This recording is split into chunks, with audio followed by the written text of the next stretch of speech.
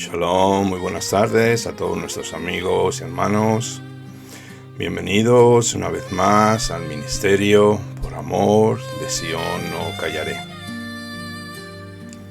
Hoy vamos a continuar con nuestro estudio semanal, que es la Parashá Shemot. La semana pasada dejamos el libro de Bereshit y esta semana empezamos con un nuevo libro, que es el de Shemot. ¿Qué quiere decir nombres? Y eso está en el libro de Éxodo 1, verso 1, capítulo 6, verso 1. Y también tenemos la Haftará, que está en el libro de Isaías, capítulo 27, 6 al 28, 13. Pero antes de empezar vamos a recitar el Shema. Todos ustedes que se quieran unir conmigo son bienvenidos. Shema Israel, Adonai Eloheinu, Adonai Echad. Baruch Shem Kevod Malchuto Leolam Vaed. Escucha, Israel, el Señor nuestro Dios, el Señor uno es. Llamarás al Eterno con todo tu corazón, con toda tu mente y con toda tu alma. Y estas palabras que yo te ordeno hoy las guardarás diligentemente en tu corazón. Y se las enseñarás a tus hijos y a los hijos de tus hijos cuando estés en tu casa, cuando vayas por el camino, al anochecer y al amanecer, y las tendrás como señal entre tus manos y frontal entre tus ojos. Las escribirás en las puertas y las jambas de tus casas, en el nombre de Yeshua HaMashiach, nuestro Redentor. Amén y amén. Bueno, vamos a empezar con la Parashá. Antes vamos a hacer un pequeño recordatorio donde nos quedamos la semana pasada y vamos a ver qué sucedió con Jacob cuando ya llega a la edad de 147 años de haber visto a su hijo Joseph como gobernador de la tierra de Egipto o virrey antes de la muerte de nuestro padre Jacob. Jacob llama a los hijos de Joseph para traerlos delante de su presencia. Joseph trae a sus dos hijos, Manashe y Efraín, que era el menor, y Jacob decide bendecirlos con una bendición muy especial. Jacob le dijo a Joseph que Manashe y Efraín pasarían a ser hijos suyos adoptándolos para ser los primogénitos, reemplazando a Rubén y a Simeón por los pecados cometidos anteriormente, siendo abominación al Eterno. Una vez que Jacob tiene delante a sus nietos, cruza sus manos dándole la primogenitura al hijo menor, a Efraín, situado en el lado izquierdo.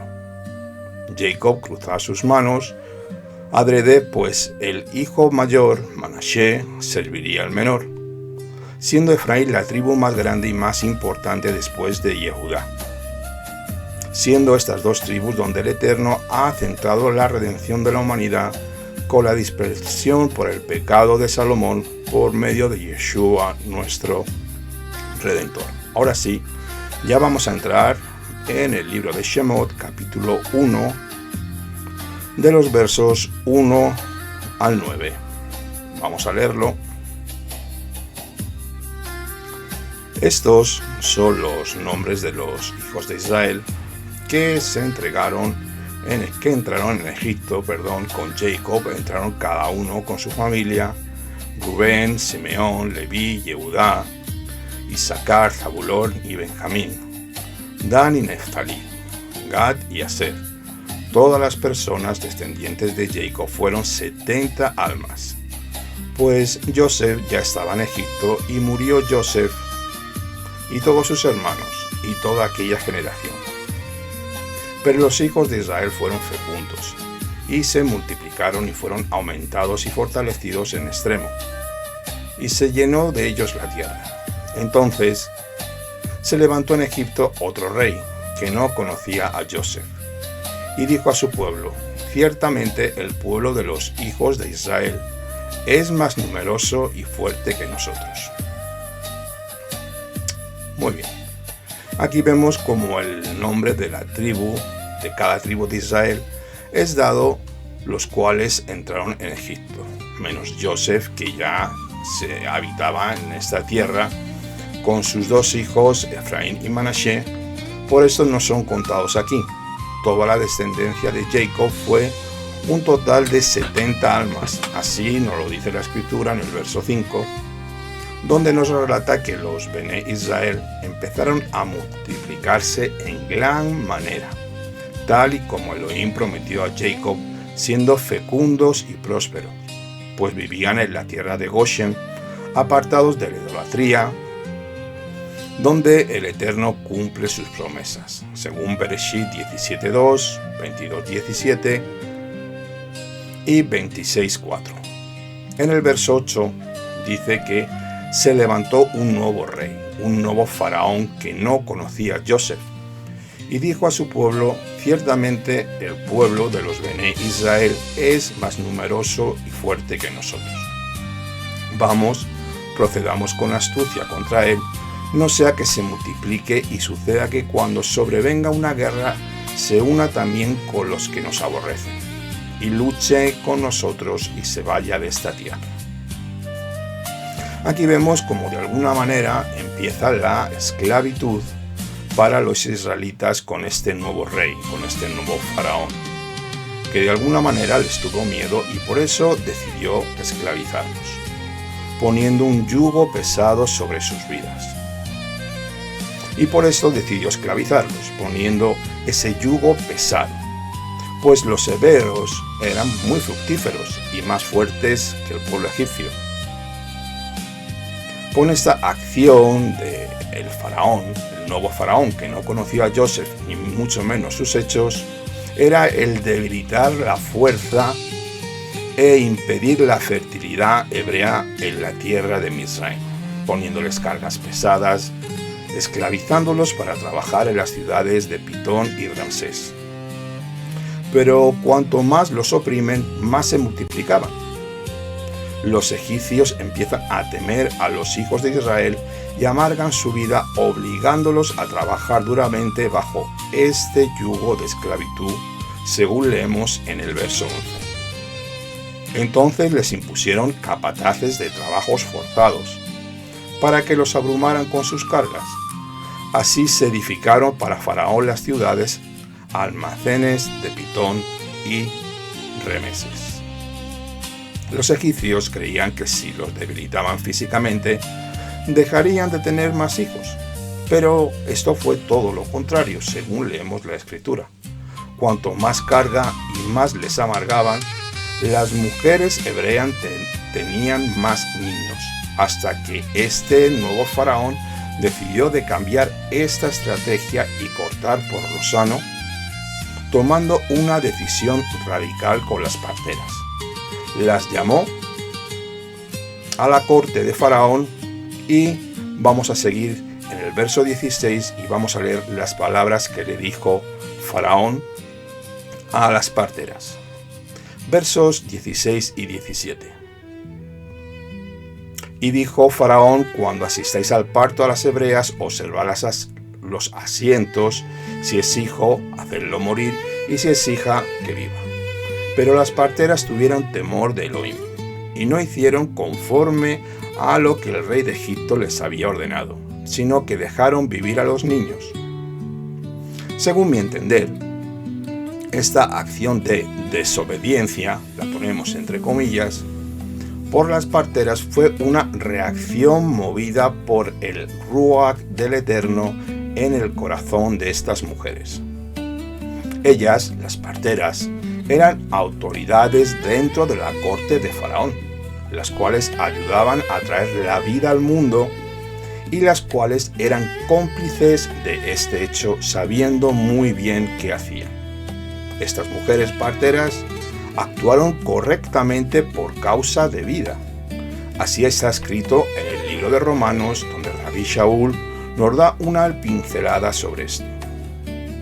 Romanos 13, del 1 al 6, que dice así: sométase toda persona a las autoridades que gobiernan, porque no hay autoridad sino de Elohim, y las que existen por Elohim son constituidas. Así nos dice la Escritura: la sujeción a las autoridades que por Elohim han sido puestas por él, pues estas mujeres parteras dentro de su oficio no podían matar a los bebés, pues y quitar la vida a nadie, pues ellas, como dice el verso 17, temían a Elohim. Vamos a hablar un poco sobre el temor de Elohim. El temor de Elohim es algo que hoy no está mucho de moda, pero sí el gobernar, mandar, ser líder de esto y del otro dentro de las congregaciones e iglesias. Hasta que llega el momento que somos probados por el fuego de Adonai.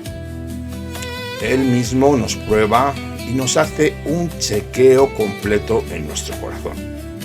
Lo comprueba para ver cómo estamos en nuestro puesto de liderazgo.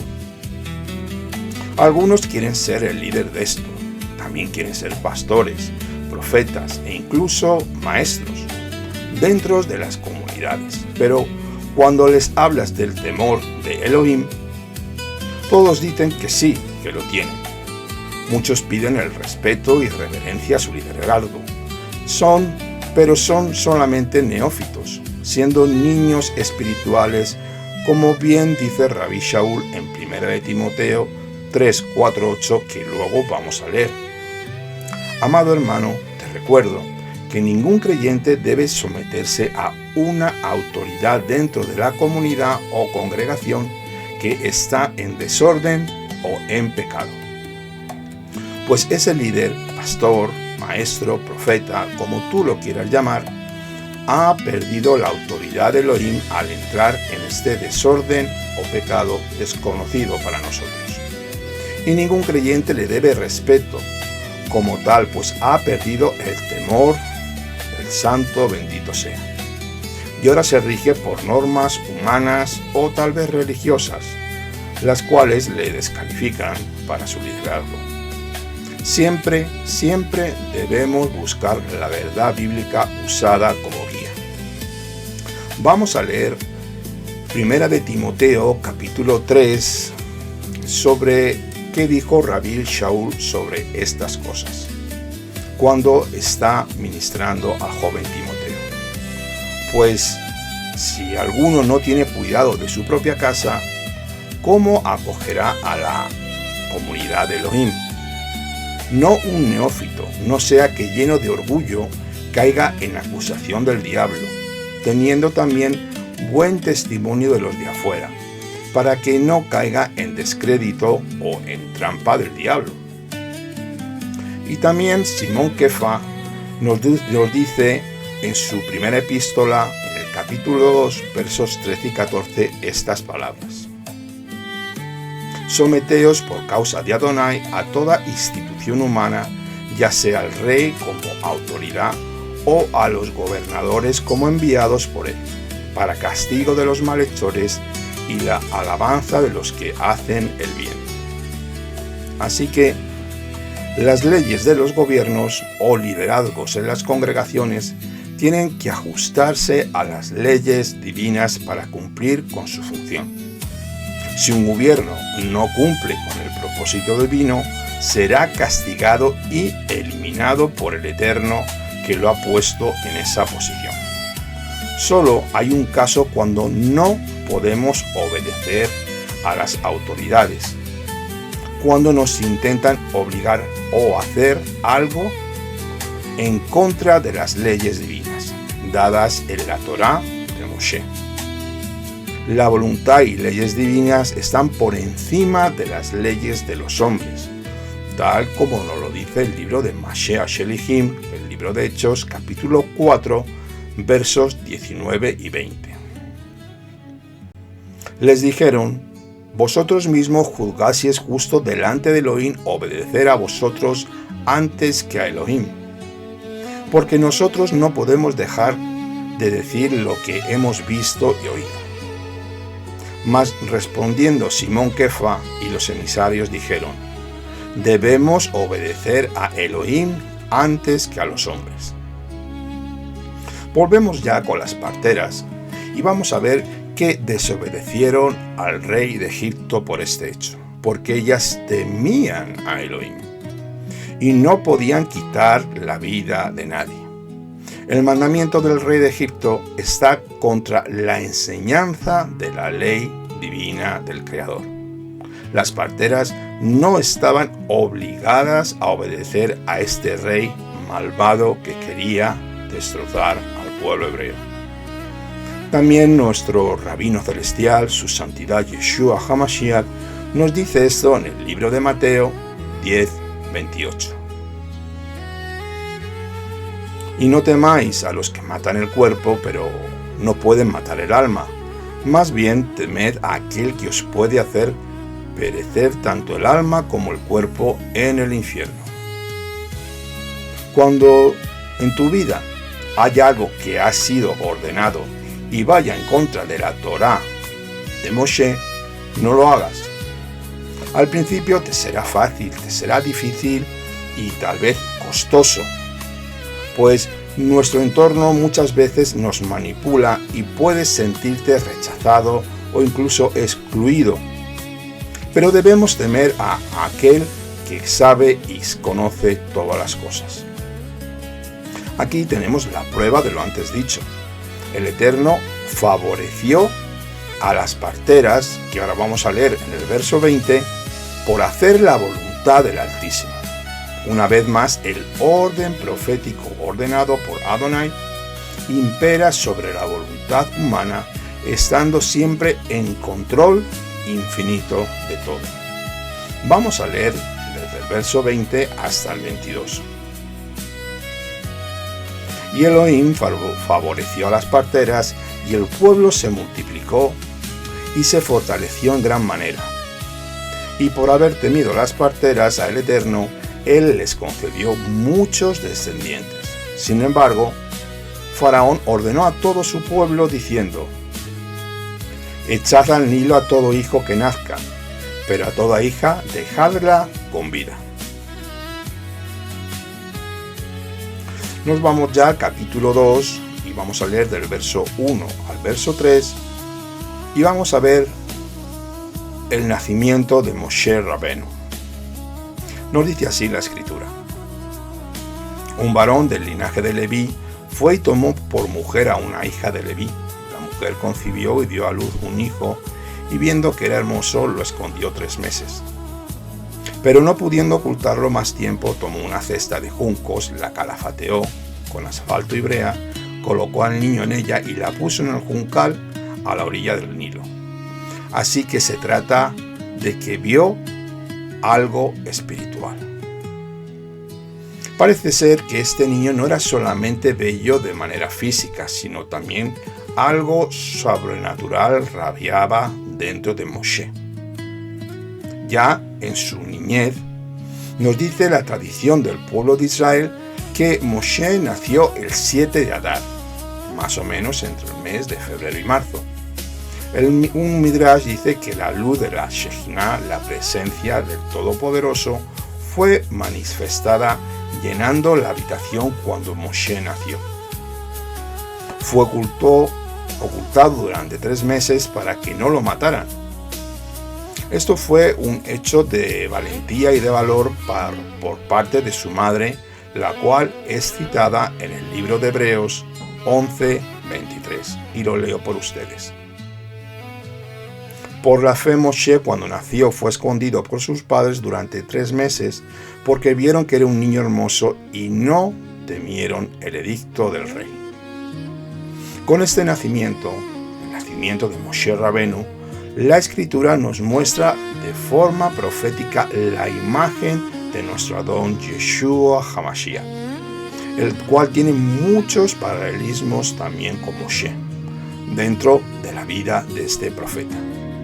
Moshe Rabenu cita en el libro de Devarim una referencia que nos confirma los paralelismos con la vida del Mashiach.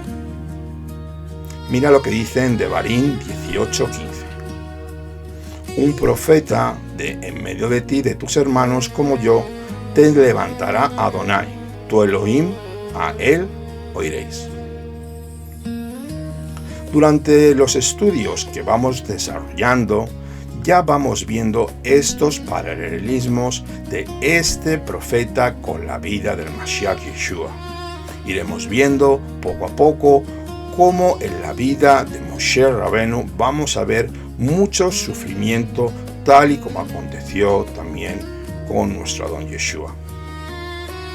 También quiero sacar esta referencia para todos aquellos que dicen que la Torá está abolida.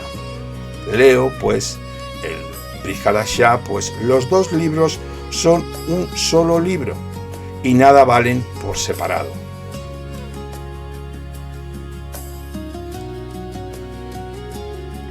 En el libro de Shemot, capítulo 2, verso 10, nos dice así: Moshe dijo: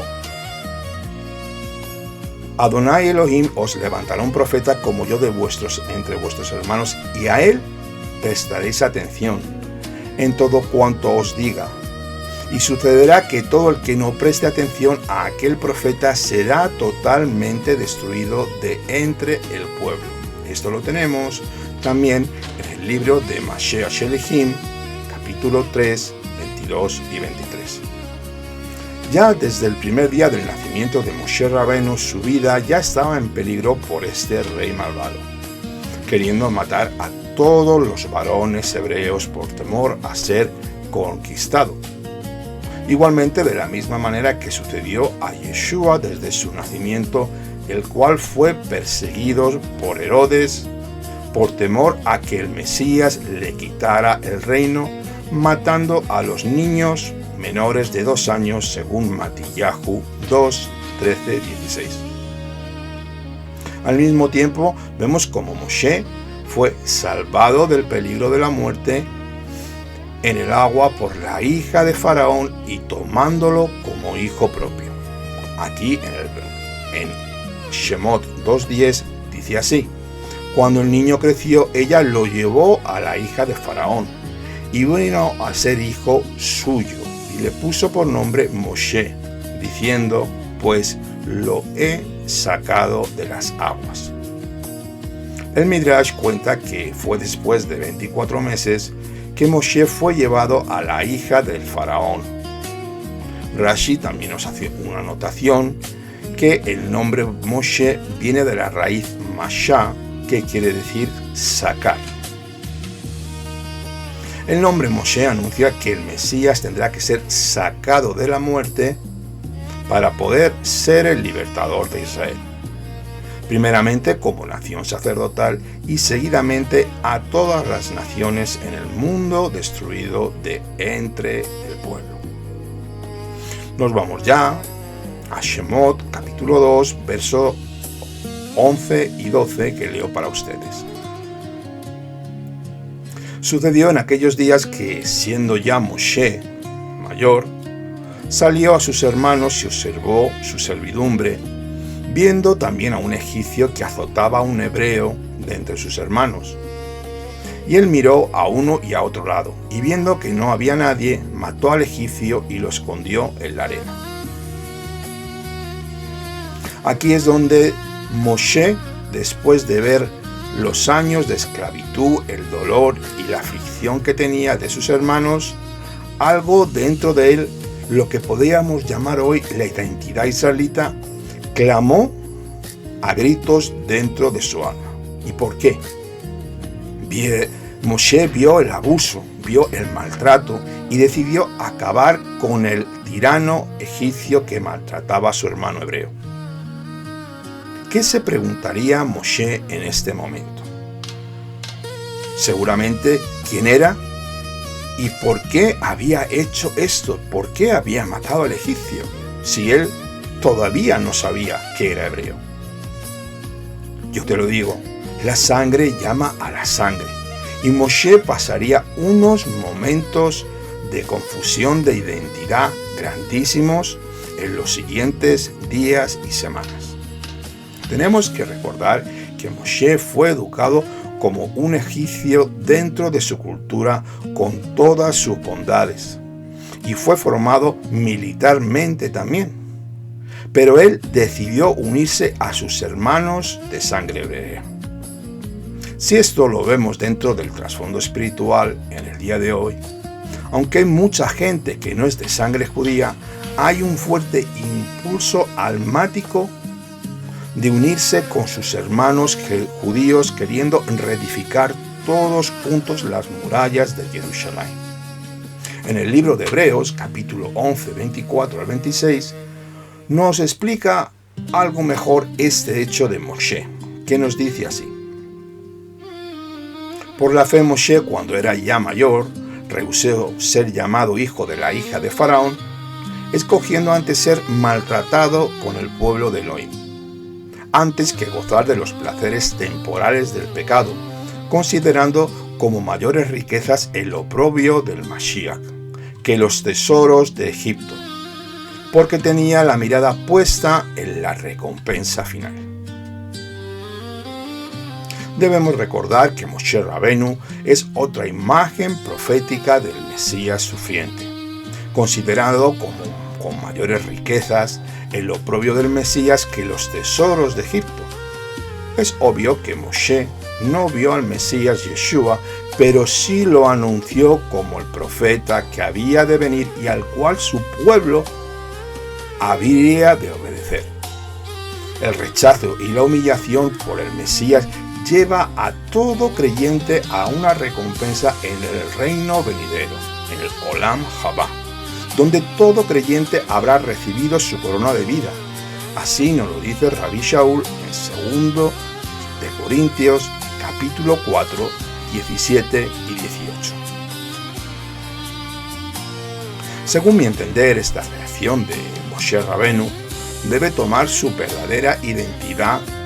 Él puso su fe en alguien superior que todavía no conocía, al Elohim de Israel, el Boré Olam, el creador del universo, bendito sea su glorioso nombre, el cual le daría esa recompensa invisible que sería revelada en el futuro. Por su fe se fijó en el invisible, como nos lo sigue relatando el libro de Hebreos capítulo 11, 27. Porque dice así: por la fe salió de Egipto sin temer la ira del rey, porque se mantuvo firme como viendo al invisible. El propósito de los sufrimientos que pasamos es que seamos moldeados conforme a la imagen del Hijo de Elohim. Esa es la meta que el Padre tiene diseñado para cada uno de nosotros. Y no nos podemos escapar. Por mucho que corras, no puedes esconderte. El Eterno siempre cumplirá su plan profético en nuestras vidas. Vamos a continuar con los versos 13 al 15, que dice así. Al día siguiente salió y aquí 2 hebreos estaban riñendo y dijo al agresor: ¿por qué golpeas a tu prójimo? Y él respondió: ¿quién te ha puesto como príncipe y juez sobre nosotros? ¿Piensas acaso asesinarme como asesinaste al egipcio? Entonces Moshe tuvo temor y dijo: ciertamente el asunto ha sido descubierto. Y Faraón oyó este asunto y procuró matar a Moshe.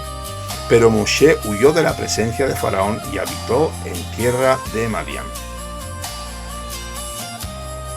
Llegó el momento de que Moshe fuera descubierto por el asesinato del egipcio. Mientras intentaba poner paz entre estos 2 hebreos.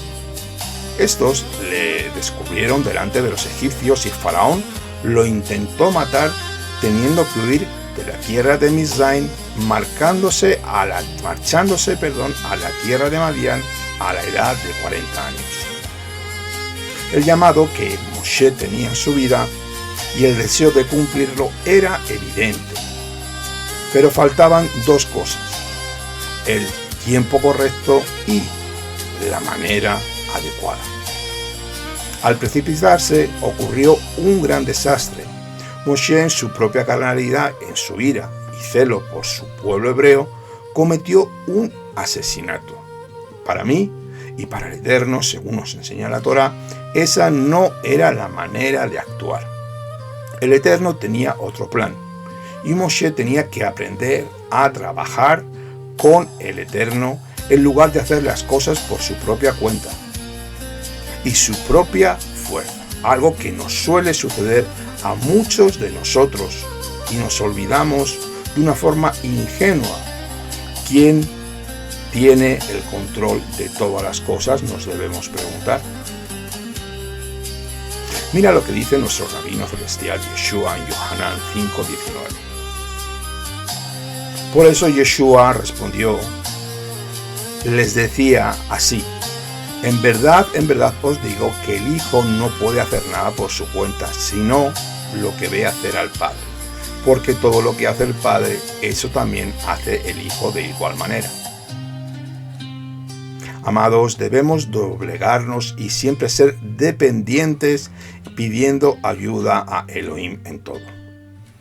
Cuando nosotros llegamos a entender que todos somos dependientes del Creador del universo, del Borei Olam, los frutos del Espíritu se empiezan a activar.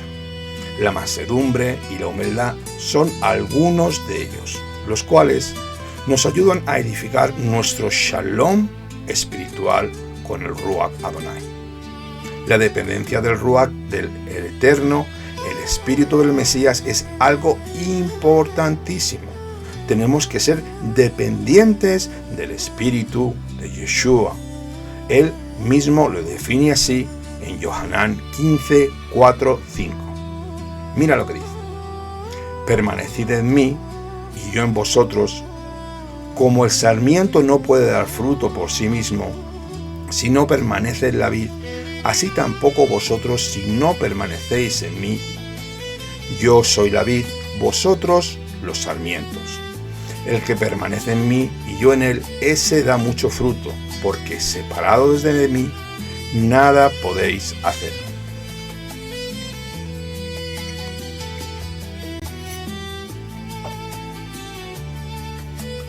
Moshe llegó a la edad de 40 años, tomando su vara de libertador del pueblo de Israel.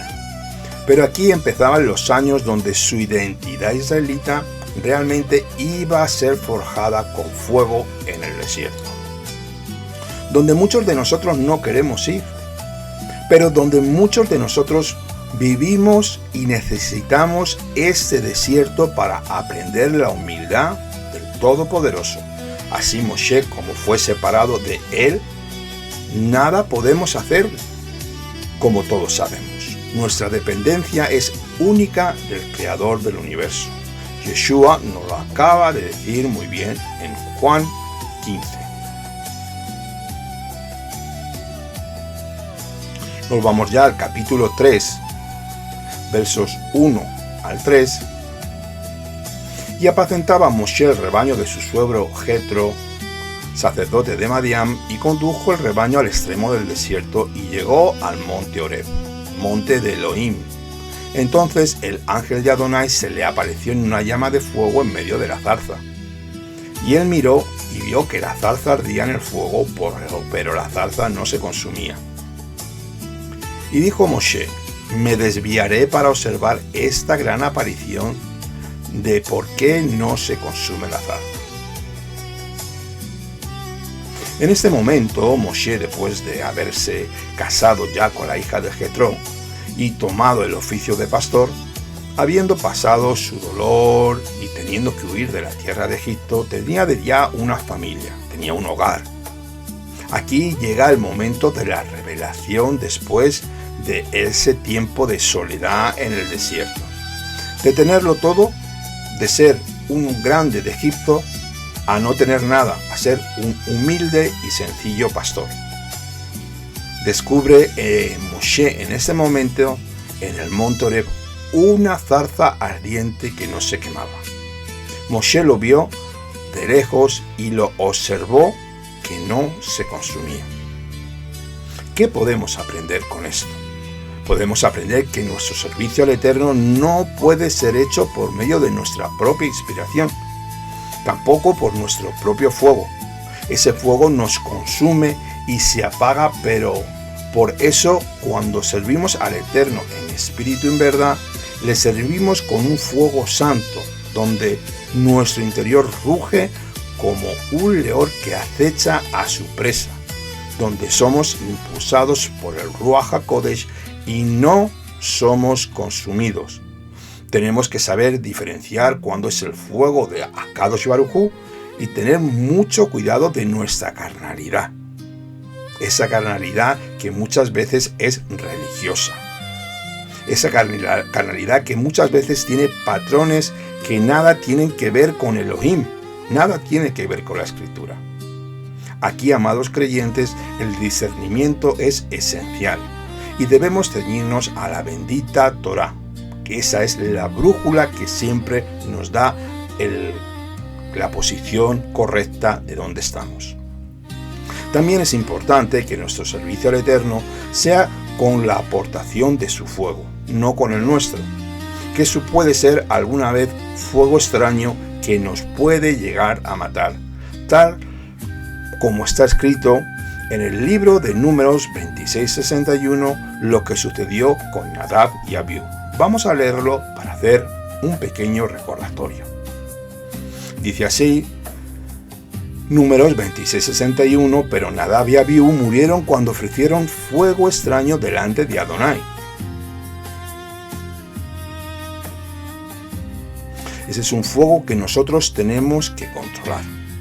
Tenemos que controlarlo y saber utilizar el discernimiento que el Ruach nos da.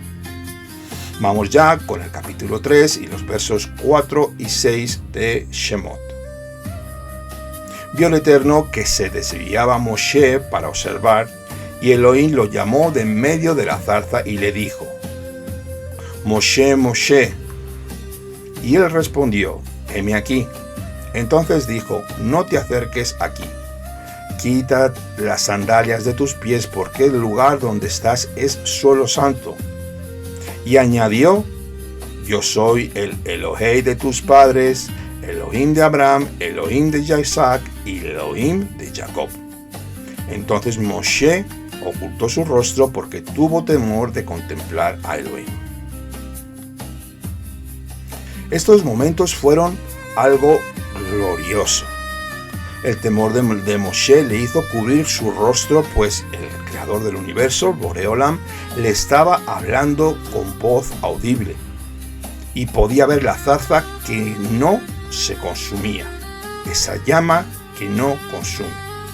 La Escritura nos enseña que en el Mishkan, en el tabernáculo, los Kohanim tenían que tener su cabeza cubierta cuando ministraban por respeto a la Shejinah del Eterno, para reverenciarse y cubrirse de la luz que emanaba de la Shejinah. El sumo sacerdote tenía que tener una cobertura sobre su cabeza en todo momento delante del Eterno. Yeshua HaMashiach, el cual está ahora trabajando y oficiando como sumo sacerdote, en estos momentos del tabernáculo celestial, según el orden de Melquisedec, este sumo sacerdote que en la tierra es una sombra del sumo sacerdote que está en los cielos, donde podemos deducir que el Mesías Yeshua tiene en estos momentos su cabeza cubierta a servir en el tabernáculo celestial. Tenemos dos escrituras donde lo podemos leer: Zacarías 3, 1, 5 y Revelación 19, 12. Vamos ya con los versos 9 y 10. Y ahora, he aquí el clamor de los hijos de Israel ha llegado a mí. Aquí está hablando el Eterno a Moshe. Y además he visto la opresión con que los egipcios los oprimen. Ahora pues, ven y te enviaré a Faraón, para que saques a mi pueblo, los Benei Israel, de la tierra de Misraim. Primeramente vemos que en el verso 6 se revela: yo soy el Elohim de tu padre, el Elohim de Abraham, el Elohim de Isaac y el Elohim de Jacob. Así confirmando los pactos con los patriarcas, los juramentos dados a los patriarcas, a los padres. Y seguramente recuerda el clamor de su pueblo Israel, por el sufrimiento que le llega cada día, decidiendo aplicar su misericordia después de 400 años de aflicción en la tierra de Egipto.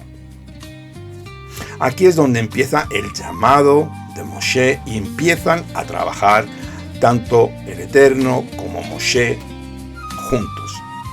Moshe tenía que conocer al Elohei Israel, que muestra su compasión, Yud, Hei, Vav, Hei, que conocía los sentimientos del pueblo, que se preocupaba por su situación y que era consciente de sus sufrimientos. Si un líder no tiene la compasión de Adonai por el pueblo, nunca será capaz de tener éxito en el reino. Esto fue lo primero que Moshe tenía que aprender en este encuentro con Akadosh Baruj Hu. Su nombre está unido a la misericordia, Yud, Hei, Vav, Hei, y la compasión hacia toda la creación. Podemos decir que Egipto representa el sistema maligno del momento actual mundial. El faraón representa a Satanás, el Eterno lo reprenda, que gobierna en este mundo de maldad. Y la esclavitud representa la situación del hombre bajo el pecado, el mundo y Satanás.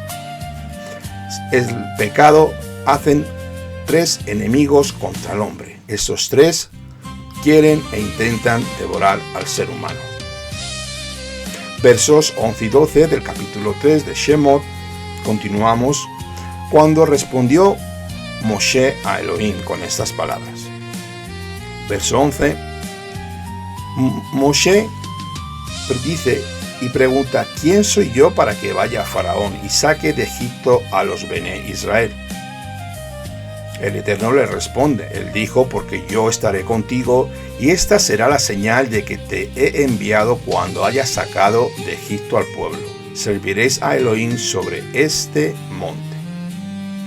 Moshe perdió ese fuego que tenía, ese fuego carnal que tenía de tanta impetuosidad hacia los egipcios. Algunos lo identifican como miedo, yo lo veo como reverencia.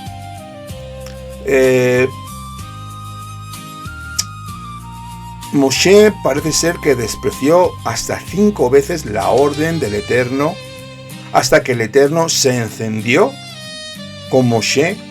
Así que la verdadera humildad es someterse a la voluntad y obediencia de Adonai cuando Él nos lo ordena.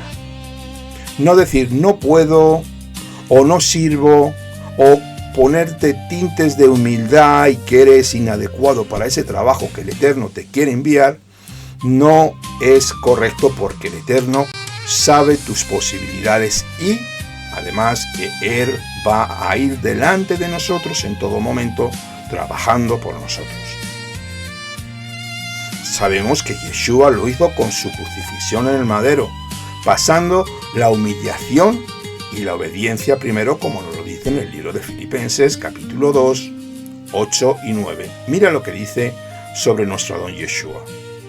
Él se humilló a sí mismo, haciéndose obediente hasta la muerte, y muerte de madero, por lo cual Elohim también lo exaltó hasta lo sumo.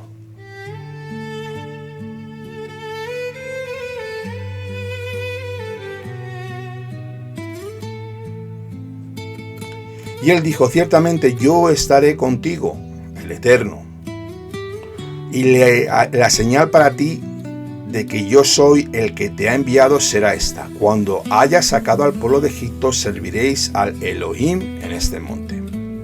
Nuevamente quiero remarcar este verso cuando entramos en el conflicto de creer o no creer quién es Elohim. Si es todopoderoso, todo omnisciente, omnipotente, todo misericordioso. Este es el conflicto del ser humano. Para mí, yo tengo esa fe completa que Él, el Todopoderoso, irá delante de mí en todos mis conflictos, batallas, guerras, enfermedades y problemas, y luchará a favor mía contra todos mis enemigos. Tenemos que entender que Moshe pensó al principio que él iría solo y pudo tener o temer estas circunstancias. Pero Akadosh Baruj Hu le dice: yo estaré contigo. Las cosas salen bien al hacerlas juntos con el Eterno, cuando dependemos totalmente de él. Moshe necesitaba ser de alguna manera que el Eterno le implantara su justicia y su benevolencia en estos momentos aclarándole toda la situación y cómo iba a ser esto. Yo estaré contigo. Así que Moshe debía una dependencia total al Eterno y no podía confiar en sí mismo. Así ha dicho antes, sucedió antes en su debilidad. Así el que realmente nos fortalece es Adonai. Lo dice Rabbi Shaul en 2 de Corintios capítulo 3:5. No que seamos suficientes en nosotros mismos para pensar que cosa alguna procede de nosotros, sino que nuestra suficiencia es de Dios. Parece ser que Moshe Rabenu después de esto le quedó una duda, queriendo saber quién le enviaba, pues conocía al pueblo hebreo, su dura cerviz y lo difícil que era. Entonces, vamos a leer el verso 13. Y dijo Moshe a Elohim: cuando vaya a los hijos de Israel y les diga, el Elohim de vuestros padres me ha enviado a vosotros, y me digan, ¿cuál es su nombre? ¿Qué les diré? Y Elohim dice a Moshe: seré el que seré, Eheye. Y añadió, y si dirás a los hijos de Israel, seré, me ha enviado a vosotros, dijo además el Eterno a Moshe, así dirás a los Bené Israel: Adonai, el Elohim de vuestros padres, el Elohim de Abraham, de Isaac y Jacob, me ha enviado a vosotros, ese es mi nombre para siempre, y con él será memoria de mí de generación en generación. O sea, aquí después de esta pregunta y manifestación extraordinaria, encontramos los diferentes nombres de Akadosh Baruj Hu en el contexto escritural, los cuales vamos a ver a continuación desglosados. El Targum de Jerusalén tradujo el versículo 14 de esta manera: y la palabra de Adonai dijo a Moshe: yo soy el que dijo al mundo, sé, y fue, y en el futuro le diré, sé, y será. Y él dijo: así dirás a los Bené Israel, yo soy, me ha enviado a vosotros. Vamos a ver ahora el desglose en la siguiente diapositiva para que ustedes puedan verlo.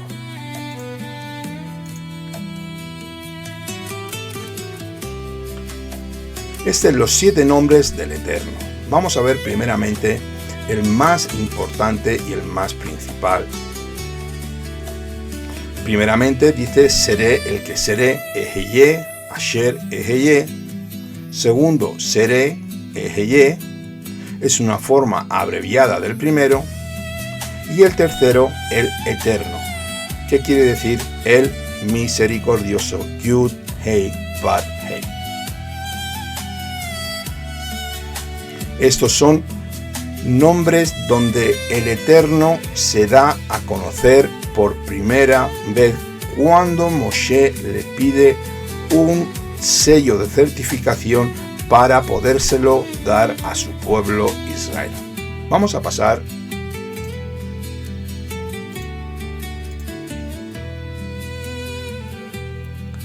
la raíz de la palabra Eheye es Hayá, Hei Yud Hei, que significa ser, estar, existir, haber, tener, hacerse, llegar a ser, convertirse, volverse, ponerse, pertenecer a, servir de.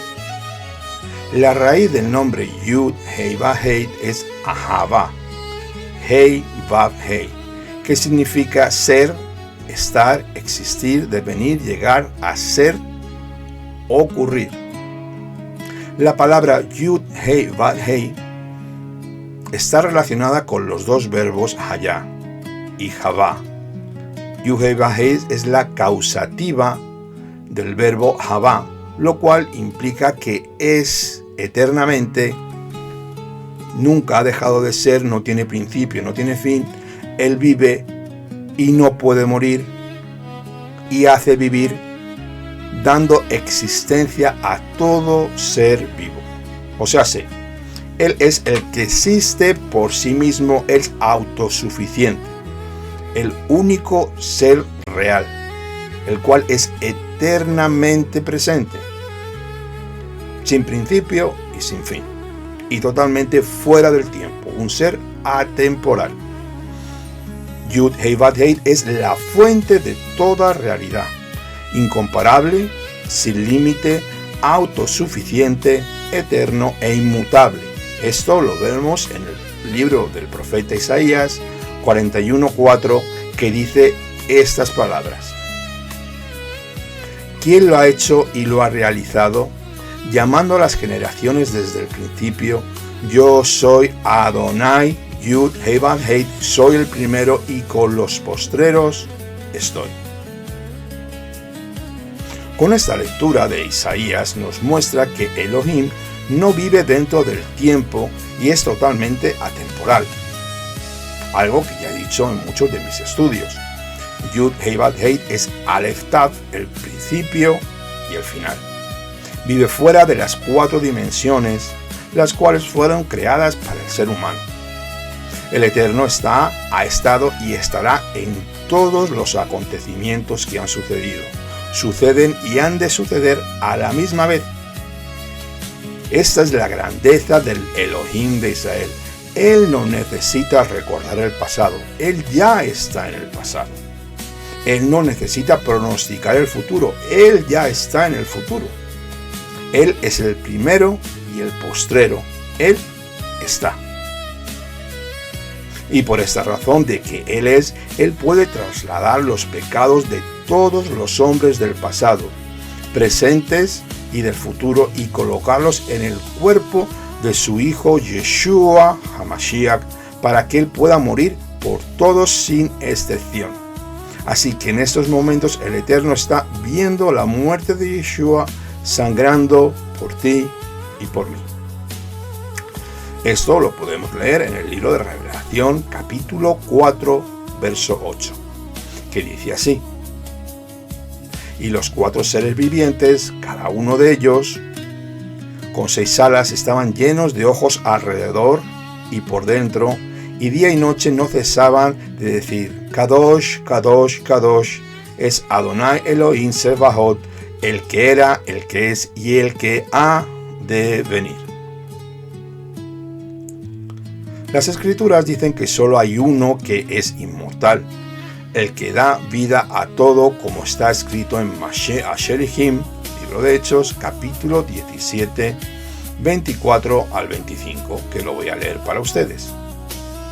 El Elohim que hizo el mundo y todo lo que en él hay, pues que es Adonai del cielo y de la tierra, el cual no mora en templos hechos por manos de hombres, ni es servido por manos humanas, como si necesitara de algo, pues que Él da a todos vida y aliento y a todas las cosas, porque en Él vivimos, nos movemos y existimos. Aleluya, bendito sea su glorioso nombre. Esa capacidad de dar vida la ha entregado a su Hijo, el segundo Adán que vino de lo alto de los cielos. Adán Yeshua, que bajó del cielo para restaurar y reconciliar al hombre con Dios, tal como fue en el Gan Edén con el primer Adán. Siendo Yeshua este segundo Adán espíritu vivificante. Lo leemos en 1 Corintios 15:45. Así nos lo relata Rabbi Shaul. Yeshua es el que da la vida eterna. Mis ovejas oyen mi voz y yo las conozco y me siguen. Y yo les doy vida eterna y jamás perecerán, y nadie les arrebatará de mi mano.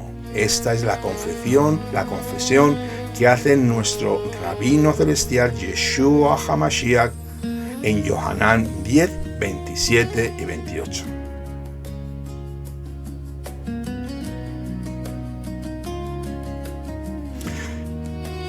En Lucas también, Gilel capítulo 20, 37 y 38, Yeshua dice esto: pero que los muertos resucitan. Aún Moshe lo enseñó en aquel pasaje sobre la zarza ardiendo, donde llamaba a Adonai el Elohim de Abraham, el Elohim de Isaac, el Elohim de Jacob. Él no es Elohim de muertos, sino de vivos, porque todos viven para él. Como he dicho, Gilel 20, 37 y 38. La muerte no podrá ser devorada hasta que venga la resurrección de los Kadoshim, de los justos, de los santos, cuando los cuerpos mortales serán levantados y serán vivificados por nuestro Rey de Gloria, Yeshua HaMashiach, y llevados a la nueva Jerusalén, donde viviremos con él en el milenio y reinaremos con él. Seguimos con Moshe y el Eterno en el monte Horeb, desde el verso 16 hasta el 18. Mira lo que le dice el Eterno a Moshe. Una vez que ya se da a conocer y dice cuál es su nombre y cómo tiene que presentarse delante del pueblo de Israel. Le dice estas palabras, verso 16. Ve, reúne a los ancianos de Israel y diles, Yud Hevahet Elohim Israel de vuestros padres, el Elohim de Abraham, de Isaac y de Jacob, se me apareció, diciendo, en verdad os he visitado y he visto lo que se os hace en Egipto. Y ellos atenderán a tu voz. Luego entrarás tú y los ancianos de Israel ante el rey de Egipto y le diréis, Yud Hevahet, Elohim de los hebreos, se nos ha aparecido. Ahora pues, permite que hagamos camino de 3 jornadas por el desierto y ofrezcamos sacrificios para Yud Hevahet, nuestro Elohim. Aquí tenemos otro paralelismo con Moshe y Yeshua. En el verso 16, cuando Moshe presenta el nombre del Eterno al pueblo de Israel.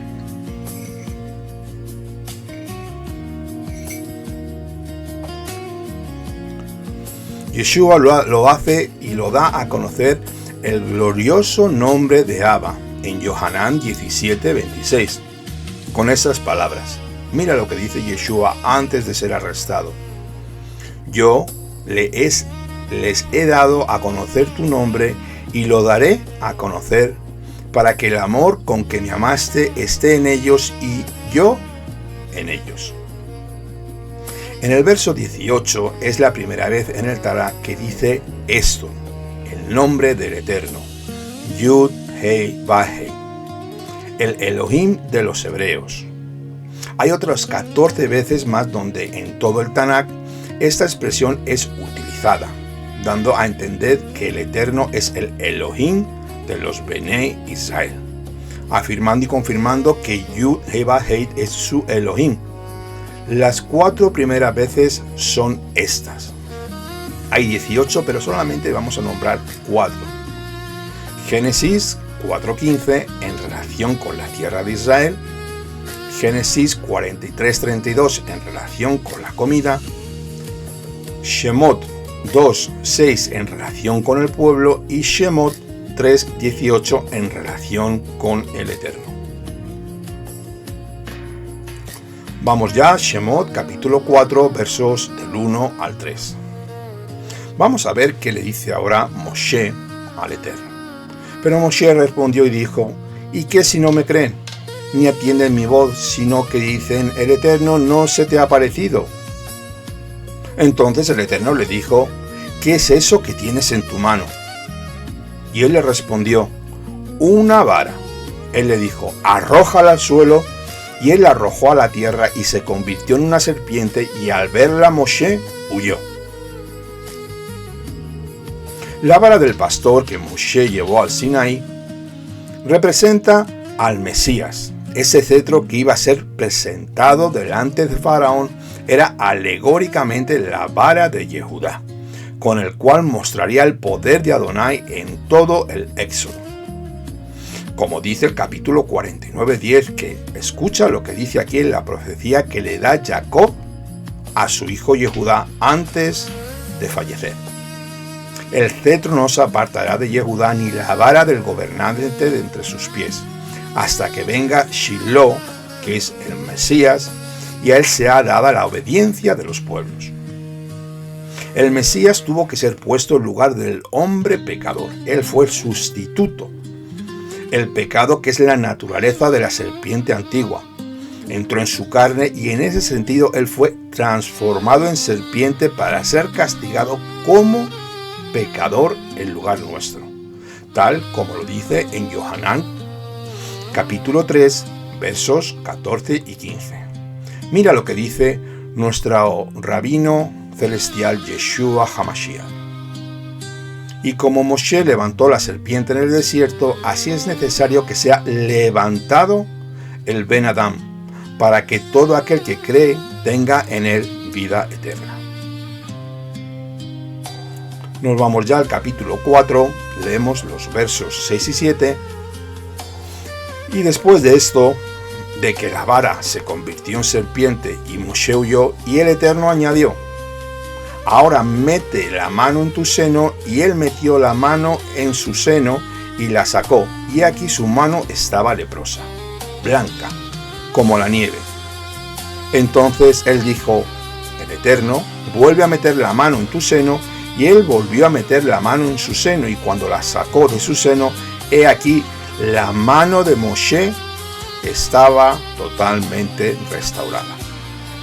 La mano de Moshe representa a Hamashiach, que está en el seno del Padre, como está escrito en el libro de Yohanan 1:18. Nadie ha visto jamás a Elohim, solamente el unigénito que está en el seno del Padre, él le ha dado a conocer.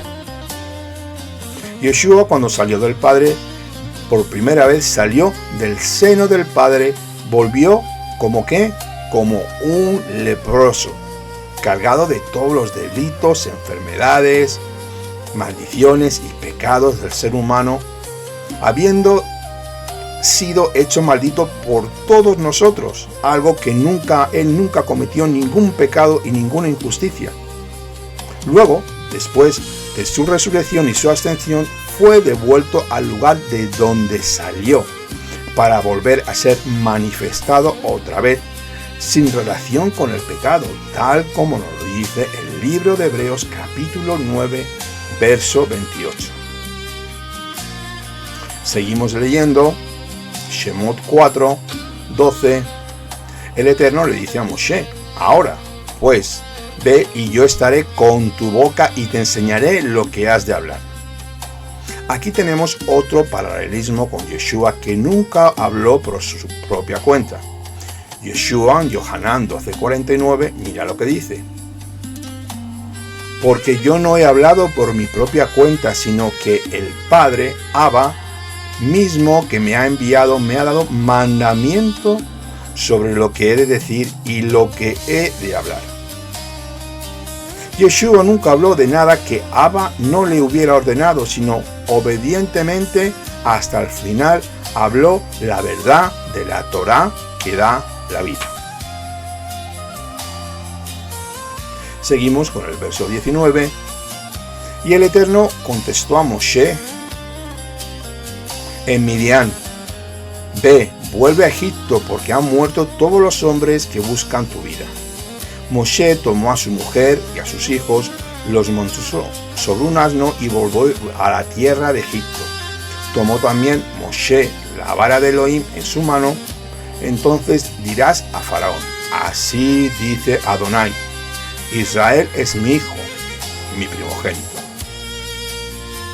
El mensaje era claro para Faraón, y ya Moshe ya lo tenía en su mente, en su espíritu, y lo estaba asimilando y rumiando. El mensaje era claro: la libertad del pueblo de Israel iba a producirse. Este era el libertador que por 400 años Israel había clamado, anunciando el poder del Eterno por la mano de Moshe, ordenado al rey de Egipto para dejar marchar a Israel, su primogénito, el primogénito de Adonai, sabiendo de antemano que el corazón de Faraón iba a endurecerse en gran manera. Hamashiach es la encarnación de Israel. El Mesías es el primogénito del Padre, cumpliendo con Israel cuando fue sacado de Egipto, el hijo que Elohim sacó de su niñez, como está escrito en el libro del profeta Oseas 11:1. A Israel llamé de Egipto siendo niño.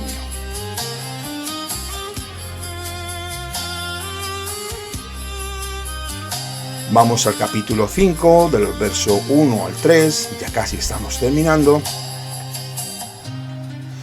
Y aquí vamos a ver cómo Moshe confronta a Faraón por primera vez. Vamos a leerlo, verso 1 al 3. Después Moshe y Aarón llegaron ante Faraón y le dijeron: así dice el Eterno, Elohim de Israel, deja ir a mi pueblo para que me haga celebración en el desierto. Pero Faraón respondió: ¿quién es el Eterno para que yo obedezca su voz y deje ir a Israel?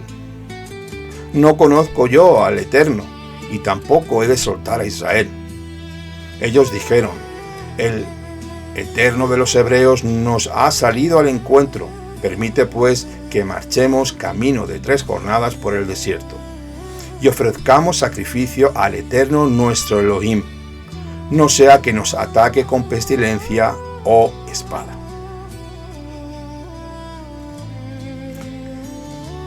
Elohim había dado instrucciones precisas a Moshe de cómo libertar a Israel. Después de tantas dudas, miedo, interrupciones, el Eterno se muestra y le da unas instrucciones específicas para que primeramente celebraran una santa convocación a Adonai. ¿Por qué tenían que hacer esto? El pueblo de Israel llevaba 400 años de contaminación en la tierra de Egipto. Se habían contaminado, habían tomado tradiciones y costumbres y se habían doblegado ante los dioses de Egipto. Esta santa convocación que tenían que celebrar, que tenían que hacer sacrificios, eran sacrificios de purificación. Esta Mikra Kodesh era Shavuot. Primeramente tendrían que ser limpios de sus pecados, ofreciendo holocaustos, y seguidamente se les daría entrega la Torá, lo que todos conocemos como las 10 palabras, Aseret HaDibrot, los 10 mandamientos en el mundo cristiano. Moshe confronta a Faraón por primera vez. Tenemos que entender, amados creyentes, que vivir bajo la Torá y confrontar a Satanás y empezar la santificación, dejando el paganismo dentro del mundo egipcio,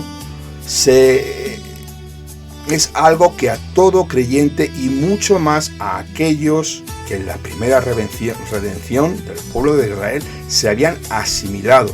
Como he dicho, habían tomado los dioses egipcios y tenían ídolos a los cuales adoraban porque clamaban por su libertador, pero no era el tiempo de Dios. Ellos volvieron sus corazones a la idolatría, al paganismo, algo que no agradaba a Elohim, pues su gloria no la comparte con nadie. Él es el creador del universo y el esposo de Israel, de su amado pueblo que lo ama con celo consumidor.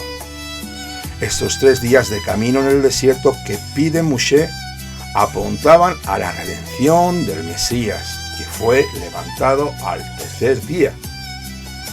También nos enseña que la obra de la muerte y la resurrección de nuestro Adón Yeshua es lo que nos aleja del mundo y sobre la cual podemos servir al Padre con sacrificios agradables, como dice Primera de Kefa, capítulo 2, verso 5. Y con esto terminamos. También vosotros, como piedras vivas, ser edificados como casa espiritual, como un sacerdocio santo, para ofrecer sacrificios espirituales aceptables a Elohim por medio de Yeshua HaMashiach.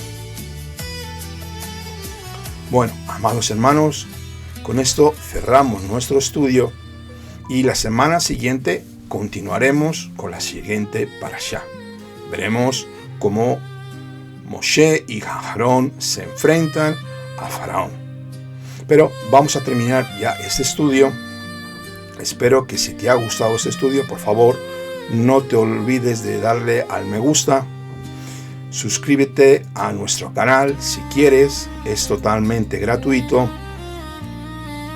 Si quieres compartirlo con algún hermano, con alguna hermana, por favor, comparte los vídeos, los estudios en nuestro canal. No tienes que pagar nada, es totalmente gratuito.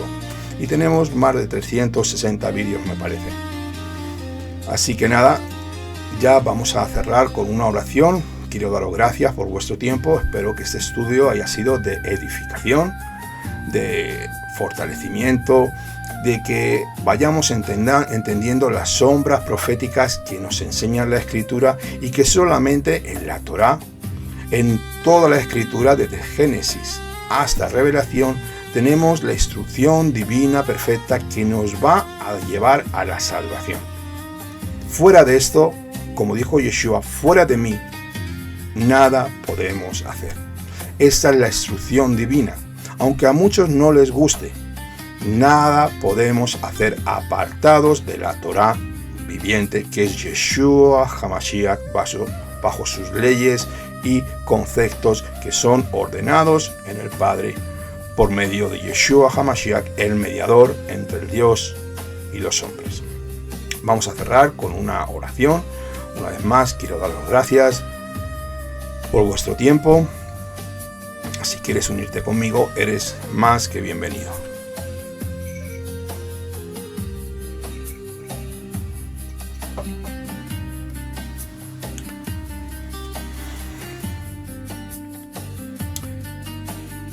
Bendito eres tú, Señor, Dios de Abraham, de Isaac y de Jacob, Dios de mis ancestros. Padre nuestro, Avinu Sheba Shamayim, que estás en los cielos, glorioso es tu nombre por siempre. Infinito y misericordioso, Señor, que tú quieres redimir a toda la humanidad, a todos aquellos que te adoran, que te buscan, Señor, porque tú amas al ser humano, pero rechazas el pecado de plano, Señor.